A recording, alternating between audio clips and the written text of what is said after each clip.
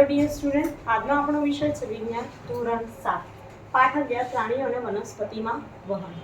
આજે આપણે આ વિડીયોમાં હૃદયના ધબકારા અને પ્રાણીઓમાં ઉત્સર્જન કેવી રીતે થાય છે એના વિશે અભ્યાસ કરવાનો છે. પાઠ્યપુસ્તકમાંથી સમજાવું છું એટલે જોડે રાખજો, નોટબુક સાથે રાખજો. અગત્યના પોઈન્ટ એમાં વ્યાખ્યા છે, આકૃતિ છે, એ લખવાનું, દોરવાની આકૃતિ, બરાબર, વ્યાખ્યાઓ લખીને તૈયાર કરવાની છે. તો ચાલો જોઈએ હૃદયના ધબકારા. હવે તમે હૃદય વિશે આગળના વિડીયોમાં નામ નિર્દેશનવાળી આકૃતિ શીખ્યા. હૃદય કેવી રીતે કાર્ય કરે છે, એનું સ્થાન ક્યાં હોય એના વિશે પણ શીખ્યા, બરાબર. અને તમારે હૃદયની આકૃતિ તૈયાર કરવાની છે એ મેં આગળના વિડીયોમાં તમને કહ્યું છે. ફરીથી કહી દઉં છું કે આકૃતિ તૈયાર કરજો. હવે વાત કરીએ હૃદયના ધબકારા. તો હૃદયના ખંડોની દીવાલ એ સ્નાયુઓની બનેલી છે. આ સ્નાયુઓનું લય અનુસાર સંકોચન અને વિકોચન જોવા મળે છે.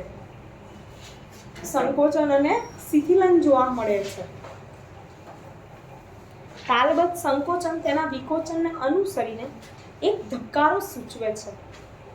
ધક ધક ધક ધક થતા હોય છે એ આપણા હૃદયના શું છે?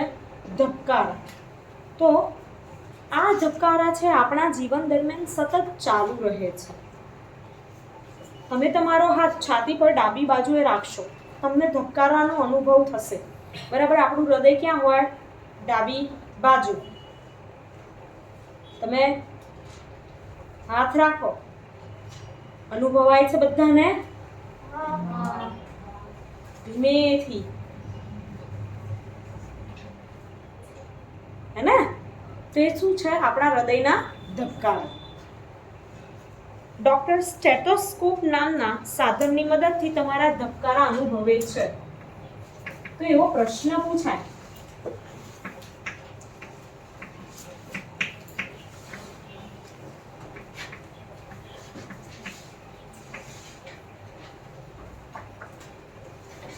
સાધન કયું છે? સ્ટેથોસ્કોપ. તમે જોયું પણ હશે કે આપણે ડોક્ટર પાસે જઈએ, એમણે ગળામાં ભરવેલું હોય પહેરી, ગળામાં હાથ રાખી અને પછી શું કરે કે આપણા હૃદય પર મૂકે, બરાબર, પીઠના પાછળના ભાગે મૂકે અને ત્યાંથી આપણા ધબકારા સાંભળે છે કે કેટલી વાર આપણું હૃદય ધબકે છે. ઘણીવાર આપણને કંઈ તકલીફ થઈ હોય તો ફટાફટ આપણા ધબકારા કેવા થાય? વધી જાય, બરાબર. અને બીમાર પડી કશું થાય તો અમુક વાર ઇમરજન્સી હોય તો આપણા ધબકારા ઘટી પણ જાય. હાર્ટબીટ તમે ટીવીમાં જોયું હશે કે ક્યારે કોઈને વ્યક્તિને કે એને હોસ્પિટલમાં દાખલ કરવામાં આવે, જીવન મૃત્યુ વચ્ચે લડતો હોય ત્યારે મશીન બતાવતા હોય છે, એમાં હાર્ટ લાઈન બતાવે અને અહીંયા ધબકારા પણ બતાવે. 0-0 થઈ જાય એટલે માણસ મૃત્યુ પામે અને હાર્ટ લાઈન કેવી થઈ જાય? સીધી. જો ઉપર નીચે થતી હોય તો આપણી હૃદય ચાલતું હોય એવી નિશાની છે. તો અહીંયા જુઓ, હૃદયના ધબકારાના અવાજને મોટો કરવા માટે ડૉક્ટર સાધન તરીકે સ્ટેથોસ્કોપનો ઉપયોગ કરે છે. તે એક ચેસ્ટ પીસ છે જે સંવેદનશીલ પડદો, 2 ઇયરપીસ અને એક નળી ધરાવે અને તે જોડાણ તરીકેનું કાર્ય કરે છે. હવે પ્રવૃત્તિ 11.2 છે. તમે પ્રવૃત્તિઓ દ્વારા આવા વિજ્ઞાનના સાધનો બનાવી શકો છો. 6-7 સેમીનો વ્યાસ ધરાવતી એક ગળણી લો. તેની પર રબરની ટ્યુબ ચુસ્તપણે લગાવો. રબરને ખેંચીને ગળણીના મોં પર લાવો. ચુસ્તપણે રબરથી બાંધો. ટ્યુબનો એક ખુલ્લો છેડો કાન આગળ રાખો. શું કરવાનું છે કે ટ્યુબનો એક ખુલ્લો છેડો ક્યાં રાખવાનો છે? કાન આગળ. અને બીજો ભાગ ગળણીવાળો છે ક્યાં મૂકવાનો? હૃદય આગળ. અને આ આપણો શું છે? સ્ટેથોસ્કોપનો નમૂનો. તમે ઘરે આવો સ્ટેથોસ્કોપનો નમૂનો બનાવી શકો છો, બરાબર ને? ઓકે, આગળ વાત કરીએ કે ગળણીનો પહોળો ભાગ હૃદયની નજીક છાતી પર રાખો. ધ્યાનથી સાંભળો. તમને નિયમિત થડકાર સંભળાય છે? આ અવાજ હૃદયના ધબકારનો છે. 1 મિનિટમાં તમારું હૃદય કેટલી વાર ધબકે? તો હું તમને કહું, 1 મિનિટમાં આપણું હૃદય 72 થી 80 વખત ધબકે છે. કેટલી વખત? 72 થી 80 વખત.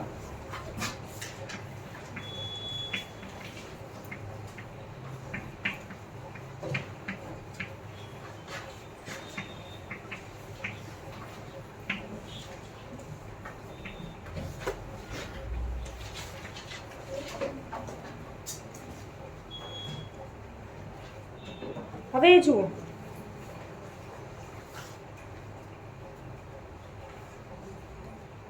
નાડીદળ છે આપણો, જે નાડીદળ વિદ્યાર્થી મિત્રો આપણે અહીંયાથી નાડીમાં જોવે, પહેલાના સમયમાં વૈદ લોકો હતા એ આપણી નાડીનો ધબકારા માપી અને પછી કહી દેતા કે કોઈ તકલીફ છે કે નહીં, બરાબર. તો એ પણ હૃદયના ધબકારા છે.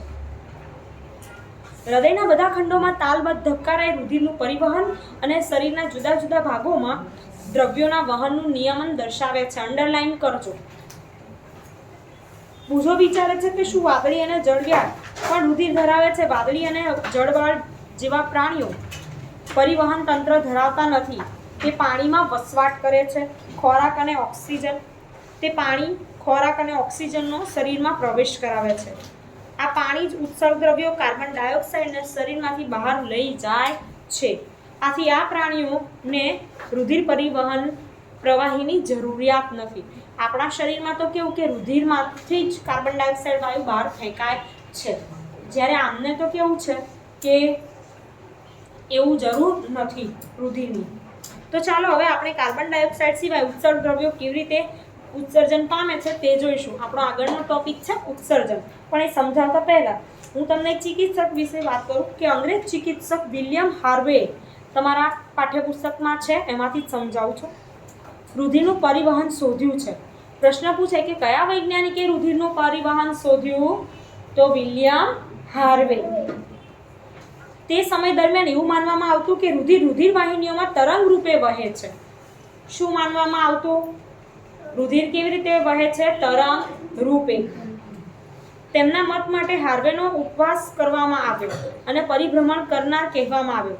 તેમણે પોતાના ઘણા દર્દીઓને ગુમાવ્યા, પરંતુ તેના મૃત્યુ પહેલા હાર્વેના પરિભ્રમણ વિચારને સામાન્યપણે જૈવિક સત્ય તરીકે સ્વીકારવામાં આવ્યો. પહેલાં તો બધાએ મજાક ઉડાવી કે ના આ થિયરી સાચી હોઈ શકે નહીં, પણ પછી જ્યારે મૃત્યુ પામ્યા ત્યારે બધાએ માની લીધું કે ના આ સાચી વાત છે. રુધિરનું પરિવહન થાય છે આપણા શરીરમાં, આખા શરીરમાં બધા અંગોમાં રુધિર વહે છે. હવે વાત કરીએ પ્રાણીઓમાં ઉત્સર્જન. આપણે શ્વાસમાં કયો વાયુ લઈએ છીએ? ઓક્સિજન. કયો વાયુ બહાર કાઢીએ ઉચ્છ્વાસમાં? બોલો Parth. Right answer, carbon dioxide.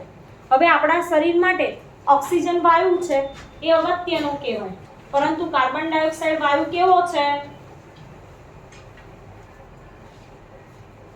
શરીર માટે હાનિકારક. જો આપણા શરીરમાં કાર્બન ડાયોક્સાઇડ વાયુનું પ્રમાણ વધી જાય તો શું થાય? તો આપણા શરીરમાં અનેક રોગો થવાની શક્યતા રહેલી છે. પણ એવું થતું નથી. કેમ? તો એના માટે જેમ તમે શ્વસન તંત્ર શીખ્યા, રુધિરનું પરિવહન તંત્ર શીખ્યા, બરાબર, અને આગળના ધોરણોમાં તમે બીજા તંત્રો વિશે પણ અભ્યાસ કરશો 10મા ધોરણમાં, એમ તમે આ ધોરણમાં ઉત્સર્જન તંત્ર વિશે શીખવાના છો. તો ઉત્સર્જન તંત્ર એટલે શું? અહીં ધ્યાન આપવું કે ઉચ્છ્વાસ દરમિયાન ફેફસા દ્વારા કેવી રીતે કાર્બન ડાયોક્સાઇડ ઉત્સર્ગ દ્રવ્ય તરીકે નિકાલ પામે છે. તો મેં તમને જ્યારે પાઠ ભણાવતી હતી ત્યારે સમજાવ્યું હતું કે રુધિરમાંથી લોહી ફેફસામાં જાય છે, ફેફસામાં કાર્બન ડાયોક્સાઇડ રહી જાય અને કાર્બન ડાયોક્સાઇડને બદલે ફેફસામાં રુધિરને શું મળે છે? ઓક્સિજન. અને એ લોહી શરીરમાં પાછું વહે. જ્યારે એ કાર્બન ડાયોક્સાઇડ જે ફેફસામાં ગયો એ ઉચ્છ્વાસ દ્વારા ક્યાં જાય છે? શરીરની બહાર જાય છે. તો હવે વાત કરીએ આગળ કે આપણે બીજા ઉત્સર્ગ દ્રવ્યો શરીરમાંથી કેવી રીતે નિકાલ પામે છે તે જોઈએ. તમને આશ્ચર્ય થશે કે આ બિનજરૂરી દ્રવ્યો ક્યાંથી આવે છે. જ્યારે આપણા કોષો કાર્ય કરે છે ત્યારે કેટલાક નકામા પદાર્થો મુક્ત થાય છે. તે ઝેરી હોય છે અને તેથી તે શરીરમાંથી નિકાલ કરવા ખૂબ જરૂરી છે. કોષો દ્વારા જે નકામા પદાર્થો ઉત્પન્ન થાય છે અને શરીરમાંથી નિકાલ કરવાની જે પ્રક્રિયા છે એ પ્રક્રિયાને શું કહેવાય? ઉત્સર્જન કહેવાય છે. અંડરલાઈન કરજો, વ્યાખ્યા લખાવું છું.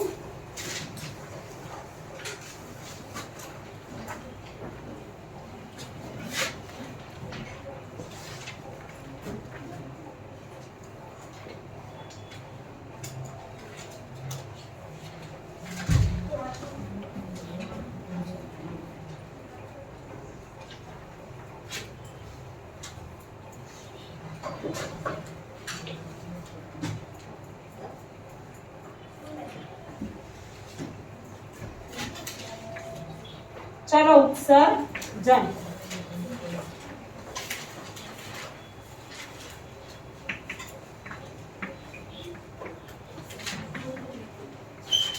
શરીરમાંથી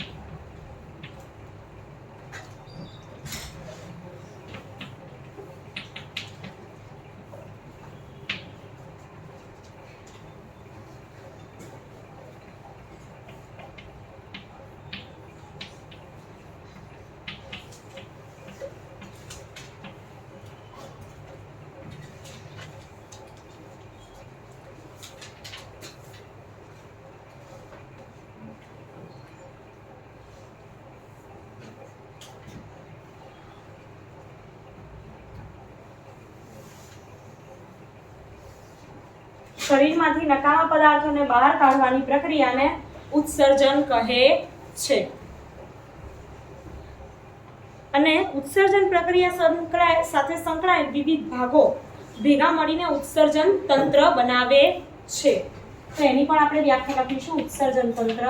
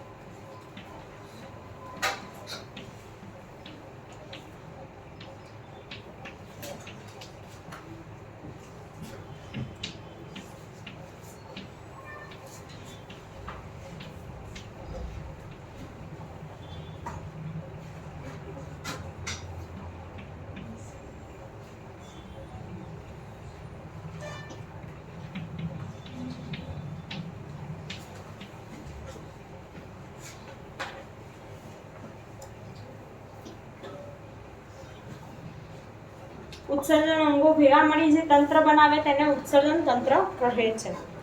મનુષ્યમાં ઉત્સર્જન તંત્ર મોસ્ટ આઈએમપી ટોપિક છે આપણો.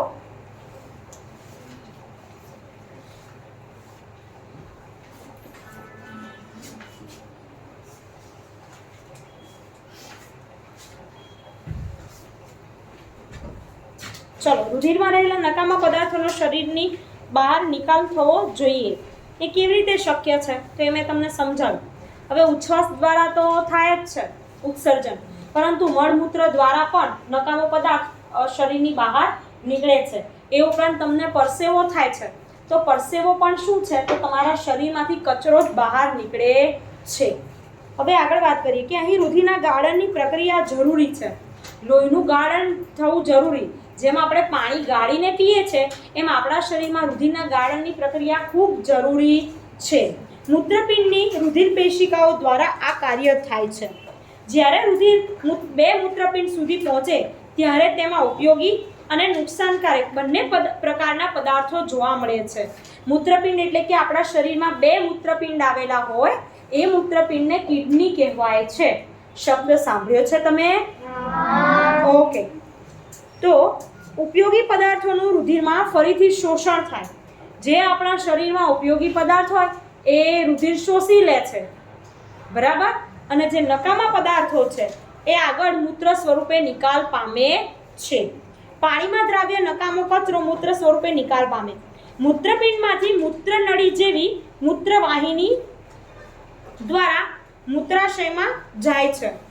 હવે શું થશે કે મૂત્રપિંડથી આગળ શું આવેલું હોય? મૂત્રવાહિની. મૂત્રવાહિનીમાંથી આગળ ક્યાં સંગ્રહ થાય? મૂત્રાશયમાં. મૂત્રાશયમાં સંગ્રહાય છે. મૂત્રમાર્ગમાંથી મૂત્રછિદ્રો દ્વારા બહાર નીકળે છે. આપણા શરીરના અંગોના ભાગ છે, બરાબર, કે જે મૂત્રાશય છે એમાંથી મૂત્રછિદ્ર દ્વારા બહાર નીકળે છે. મૂત્રપિંડ, મૂત્રવાહિની, મૂત્રાશય અને મૂત્રમાર્ગ એ ઉત્સર્જન તંત્રની રચના કરે. એટલે કે આ જે ઉત્સર્જન અંગો પૂછ્યા હોય કે ઉત્સર્જન તંત્રના અંગો જણાવો, તો કયા કયા? પહેલો પોઈન્ટ છે મૂત્રપિંડ, લખવાનું છે. બીજો છે મૂત્રવાહિની, મૂત્રનું વહન કરે છે. ત્રીજો પોઈન્ટ છે મૂત્રાશય. ચોથો પોઈન્ટ છે મૂત્ર છિદ્ર.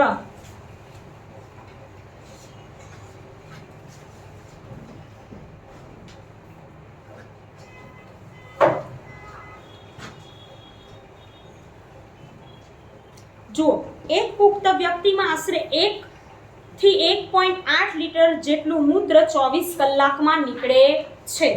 24 કલાક બરાબર કેટલા દિવસ? 1 દિવસ. 1 દિવસમાં કેટલું મૂત્ર નીકળે છે શરીરની બહાર? 1 થી 1.8 લીટર. કેટલું? 1 થી 1.8 લીટર જેટલું. તો આપણે એના પ્રમાણમાં વધારે પાણી શરીરમાં પીવું જોઈએ. બરાબર? હવે જુઓ મૂત્રમાં શું હોય છે? તો મૂત્રમાં 95% પાણી, 2.5 યુરિયા અને 2.5 બીજા નકામા દ્રવ્યો આવેલા હોય છે. આ 1 કે 1.8 લીટર મૂત્ર જે નીકળે છે એમાંથી નકામા દ્રવ્યો કયા કયા નીકળે છે? તો 95% ભાગ શેનો છે? પાણીનો. બીજો 2.5% ભાગ શેનો છે? યુરિયાનો. બરાબર? આ લખવાનું છે. અને 2.5 અન્ય પદાર્થ. આ નકામા પદાર્થો શરીરમાંથી બહાર નીકળે છે. આપણે બધાએ અનુભવ્યું કે ઉનાળામાં ગરમ દિવસોમાં આપણને પરસેવો થાય છે. પરસેવામાં પાણી અને ક્ષાર હોય છે. ઉનાળામાં આપણે કપડા પર સફેદ ધબ્બા જોવા મળે. બહુ ઉનાળો હોય તો તમારા શરીર પર મતલબ કે કપડા પર સફેદ ધબ્બા જેવા ડાઘ જોવા મળ્યા છે. કારણ કે પરસેવામાં શું હોય છે? ક્ષાર હોય છે. એના કારણે એવું રહે છે. હવે જુઓ બગલમાં પણ આવા ધબ્બા જોવા મળે. શું પરસેવો બીજા કોઈ કારણોસર થાય છે? આપણે જાણીએ કે માટલામાં રહેલું પાણી કેવું હોય છે? ઠંડુ હોય છે. માટલામાં રહેલ કાણામાંથી પાણીનું બાષ્પોત્સર્જન થવાના કારણે ઠંડક જોવા મળે. આપણું જે માટલું હોય એ માટલામાં કઈ પ્રક્રિયા થાય છે? તો એ કાણામાંથી બાષ્પોત્સર્જન પાણીનું થાય અને એના કારણે માટલું આજુબાજુ અને માટલામાં પાણી પણ કેવું રહે છે? ઠંડુ રહે છે. હવે જુઓ કે શું બધા જ પ્રાણીઓ મૂત્રોત્સર્જન કરે છે? તો મોટા ભાગના પ્રાણીઓ બધા જ શું કરે? મૂત્રોત્સર્જન કરે છે. પ્રાણીઓ નકામા રસાયણો શરીરમાંથી નીકળવાની પ્રક્રિયા પાણીની માત્રા પર અવલંબે છે. જળચર પ્રાણીઓ જેવા કે માછલીઓ કોષનો કચરો એમોનિયા સ્વરૂપે ઉત્સર્જે છે, જે સીધો જ પાણીમાં ઓગળી જાય છે. કેટલાક ભૂચર પ્રાણીઓ જેવા કે પક્ષીઓ, ગરોળી કે સાપ અર્ધઘન સફેદ રંગનો પદાર્થ યુરિક એસિડ ઉત્સર્જે છે. તમે જોજો કે એમનો જે મળ હોય એ અર્ધઘન હોય. બરાબર? અને એમાં કયો પદાર્થ છે? તો યુરિક એસિડ. અંડરલાઈન કરજો. આપણા મૂત્રમાં યુરિયા હોય છે અને એ પ્રાણીઓ છે એમાં શું હોય છે? Uric acid. અને મનુષ્યમાં તો યુરિયા જોવા મળે છે. કેટલીક વાર મનુષ્યમાં મૂત્રપિંડ ચેપ કે ઈજાને કારણે કામ કરતા બંધ થઈ જાય, આપણી કિડની ફેલ થઈ જાય. બરાબર ને? એવું સાંભળ્યું હશે. તો મૂત્રપિંડની નિષ્ફળતાને કારણે રુધિરમાં નકામો કચરો ભેગો થાય છે. જ્યાં સુધી આવા વ્યક્તિમાં રુધિરને સમયાંતરે કૃત્રિમ મૂત્રપિંડ દ્વારા ગાળવામાં આવે છે ત્યાં સુધી જીવિત રહી શકે. અને આ પદ્ધતિને ડાયાલિસિસ કહે છે. હવે ડાયાલિસિસ એટલે શું? તો તમને ખબર છે કે રુધિરના ગાળણની ક્રિયા શેમાં થાય છે? મૂત્રપિંડમાં. હવે આપણે મૂત્રપિંડ એટલે કે કિડની કામ કરતું બંધ થઈ ગયું તો આપણે શરીરમાં જે લોહીનું શુદ્ધિકરણ થવું જોઈએ એ મૂત્રપિંડ દ્વારા થશે નહીં. બરાબર? તો હવે આપણે લોહીને શુદ્ધ કરવું જરૂરી છે. નહીંતર આપણને રોગ થાય ને આપણે મૃત્યુ પણ પામી શકીએ. તો શું કરવામાં આવે કે ડાયાલિસિસ દ્વારા જે કિડની પેશન્ટ્સ હોય છે એમને 15 દિવસે, અઠવાડિયે કે 2-3 દિવસે કે જેવી રીતે જરૂર હોય એ પ્રમાણે રુધિર મશીનરી દ્વારા પહેલા શરીરમાંથી બહાર કાઢવામાં આવે, બહાર કાઢી મશીનમાં શુદ્ધ કરવામાં આવે અને શુદ્ધ કરેલું લોહી પાછું શરીરમાં ચડાવવામાં આવે છે. કારણ કે એ પ્રક્રિયા શરીરમાં થતી નથી એટલે આપણા મૂત્રપિંડ બગડી જાય તો આપણને પણ આવી તકલીફ થાય. અને એ રુધિરને ચોખ્ખું કરવાની જે પ્રક્રિયા છે જે બહારથી કૃત્રિમ રીતે કરવામાં આવે એને ડાયાલિસિસ કહેવાય છે. સમજણ પડી તમને કે ના પડી? અને ઘણી બધી આવી કિડની હોસ્પિટલ આવેલી છે, બરાબર ને?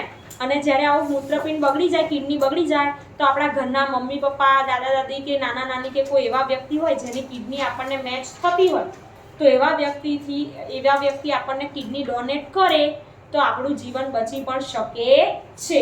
સગા સંબંધીઓ પણ કિડની આપી શકે. અને જેને આવી રીતે ના મળતી હોય એ લોકો શું કરે કે નોંધણી કરાવીને રાખે. પછી જ્યારે કોઈ વ્યક્તિ મૃત્યુ પામે ને એના શરીરનું દાન કરે અંગોનું, બરાબર, ત્યારે એને અંગ મળે તો પછી એનું જીવન બચી જાય. પણ એ ત્યાં સુધી એને ડાયાલિસિસ તો કરાવવું પડે. તો તમારે આવું બધું ના થાય એના માટે તમારે સંતુલિત આહાર લેવાનો, રોજે રોજ એક્સરસાઇઝ કરવાની અને શરીરની સ્વચ્છતા રાખવાની છે. બહારનો ખોરાક ખાવાનો નહીં, વધારે ને વધારે પાણી પીવાનું. સમજ્યા કે ના સમજ્યા? વધારે ને વધારે પાણી પીશો તો શું થશે? તમારા માટે સારું રહેશે. હવે હું તમને દોરાવું છું. આમ તો નામ નિર્દેશન વાળી આકૃતિ મારે તમને દોરાવવાની છે વિદ્યાર્થી મિત્રો, પણ હું તમને આગળના વિડીયોમાં નામ નિર્દેશન વાળી આકૃતિ દોરાવીશ. તમારે આ વિડીયોમાં આપણે જે શીખ્યા હૃદયના ધબકારા કયા સાધનથી માપવામાં આવે, મૂત્રપિંડ, પછી મૂત્રાશય, મૂત્રવાહિની, મૂત્રછિદ્ર, ઉત્સર્જન અંગો વિશે શીખ્યા. એ ઉપરાંત ઉત્સર્જન કોને કહેવાય એની વ્યાખ્યા શીખ્યા કે શરીરમાંથી નકામો કચરો બહાર કાઢવાની પ્રક્રિયાને શું કહેવાય? ઉત્સર્જન. તો હું જે વિડીયોમાં સમજાવું છું ઘરે બેઠેલા વિદ્યાર્થીઓને સમજણ તો પડતી જ હશે. તમે પાઠનું વાંચન કરજો, વિડીયો જોજો એટલે તમને વધારે સમજણ પડે. હવે બીજું પોઈન્ટ કે આમાંથી વૈજ્ઞાનિક કારણ આવી શકે, 2 માર્કના પ્રશ્ન બની શકે, 3 માર્ક્સની ટૂંકનોંધ પણ બની શકે કે ટૂંકનોંધ લખો મનુષ્યનું ઉત્સર્જન તંત્ર, તો તમારે વ્યવસ્થિત લખવાની છે. એ ઉપરાંત વિદ્યાર્થી મિત્રો હવે વર્કશીટ ચાલુ થઈ ગઈ છે તો તમે વર્કશીટ સારા અક્ષરે જવાબ લખીને, યોગ્ય જવાબ લખીને મોકલજો. એકમ કસોટી આવશે વિજ્ઞાનની તો તમારે એકમ કસોટી પણ સુંદર રીતે સાચા જવાબ લખી અને શાળામાં જમા કરાવવાની રહેશે. ઉપર તમારે ધોરણ, વર્ગ, વિદ્યાર્થીનું નામ બધું જ વ્યવસ્થિત લખીને પછી મોકલવું.